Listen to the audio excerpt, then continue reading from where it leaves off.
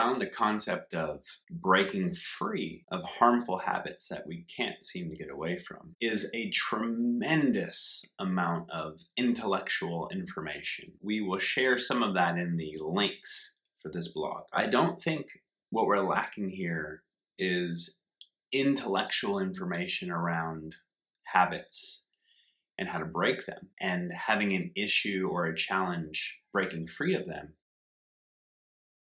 is to start to scrub or open up or peel back the layers around what does the habit represent to you? What does it mean to you? What emotional need are you searching for through initiating and engaging in the habit? As an example, I'm going to lose body fat for 2019. That's my goal. And yet, I continue to self-sabotage, at least in part, by overeating processed sugar. Well, what if we said, what does processed sugar represent to me? And what if processed sugar represents a lack of sweetness? What if they're searching for sweetness and the literal representation of that is processed sugar, but the symbolism, the metaphor, is a lacking of sweetness in their own life? What if we start to look at our habits, what's beneath the surface? Another angle on harmful habits, which for a lot of us is quite difficult to hear. So let's just consider this perspective. What if I said some of our harmful habits underneath the surface is really an addiction to the feelings of shame and the feeling of fear? What if we engage in these aspects of our lives that are harmful to us, literally, to feel a sense of shame and fear? And what if a sense of shame and fear is what helps a part of us feel in control? Now, that doesn't make any literal sense. It doesn't make logical sense. It does make emotional sense.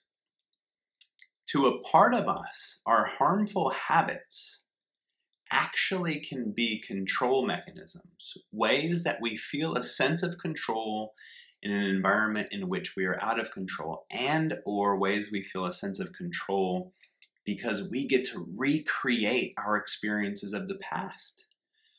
We get to recreate how we felt quite frequently as children, afraid or ashamed. Now, this is hidden. It's deeply hidden. It's not on the surface. Many of us won't even be able to feel it. It's hidden. That's why we can't feel it. So my invitation here is, would you consider it? Would you consider that underneath the surface of harmful habits is our addiction to shame and fear? Another possible angle to shine on this, we can rob a little information out of positive psychology, and we can look at a simple question. Where in your life have you used strengths or virtues to move past or through or into something challenging? And you can pull up this memory, and you can pull up the memory and explore what were the strengths and virtues that you used in the past, in those moments, to help yourself create change. You can harness the past to help facilitate change in the present. And you can do that through looking at your strengths and virtues of the time that you used that in the past. You can also do that through looking at your habitual nature in the past. Outside of strength and virtues, you can look at it through the lens of, wow, when I have this habit pattern come up, how old do I feel emotionally? What is going on inside of my heart? What am I feeling? What am I sensing? Where do I feel this in my body? What is being shared with me? What unmet desire or need is underneath this habit? What am I not looking at? In my experience of being a human being, there's so much more than what's apparent.